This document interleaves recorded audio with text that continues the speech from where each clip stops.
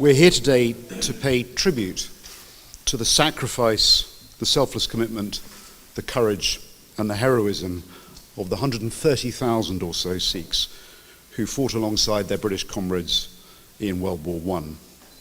It's worth reflecting that Sikhs at that time only made up 2% of the Indian population, but 22% of the army itself.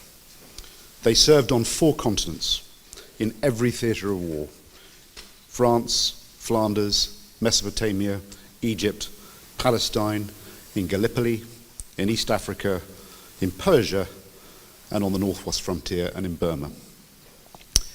In both wars, there were 83,000 Sikh soldiers killed and 109,000 wounded in action. Some examples: at Neuve-Chapelle in 1915, the Sikh regiment lost 80% of its manpower. At Gallipoli, the 14th Sikhs lost 371 officers and men in a matter of minutes.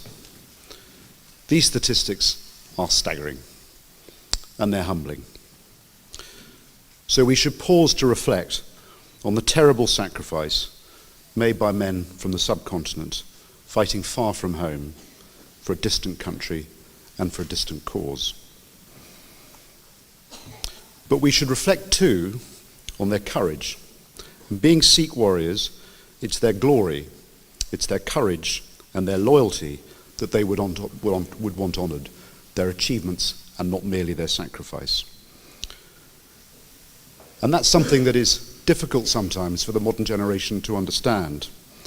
So I'll take the words which really encapsulate the spirit of the Khalsa by Dufadar Nathan Singh from the 2nd Lancers, writing in 1915 to a fellow Sikh soldier back in India.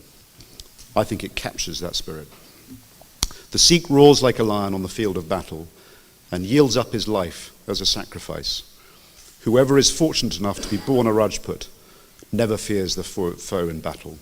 He gives up all thought of worldly pleasure and dreams only of the battlefield. He who dies on the field of battle, his name never dies, but lives in history. He who fronts the foe boldly in battle has God for his protection.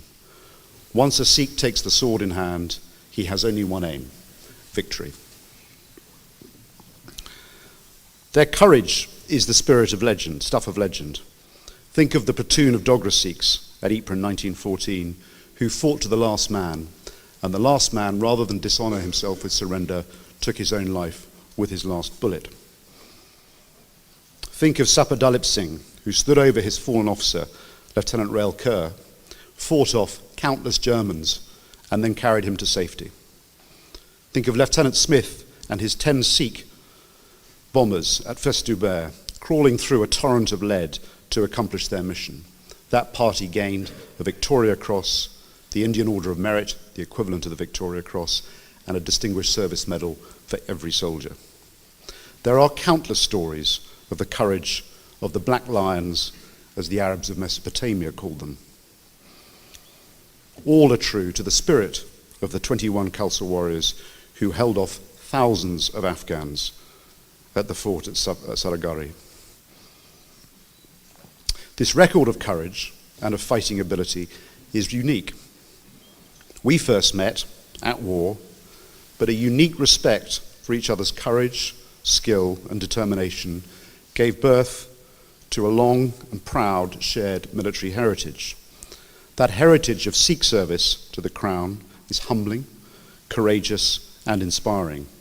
It goes on today, and I'm proud to serve alongside British and Indian Sikhs in the British Army today. This Sikh martial prowess is needed by the country as much today as ever. The world's a dangerous place. I don't need to tell you. You only have to look at the news and to read the newspapers. We face some truly implacable enemies, and our security can never be guaranteed.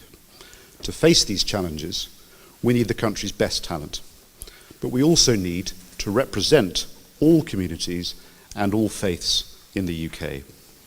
So as a personal plea, I ask you to encourage young Sikh men and women, just as their forebears did, to volunteer, to serve and to defend the country of their birth in the regulars, or in the reserves, just as Jay does, as officers or in the ranks, but especially as officers.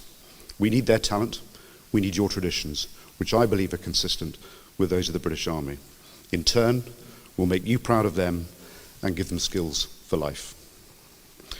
So thank you for honouring the memory of our Sikh brothers in arms with this memorial. And I think there's no more fitting way to close this address than the words of General Sir Frank Messervy, which are written on the Sikh memorial at Ypres. Finally, we that live on can never forget those comrades who, in giving their lives, gave so much that is good to the story of the Sikh regiment. No living glory can transcend that of their supreme sacrifice. May they rest in peace. In the last 2 world wars, 83,000 turban-wearing Sikh soldiers were killed and 109,045 were wounded.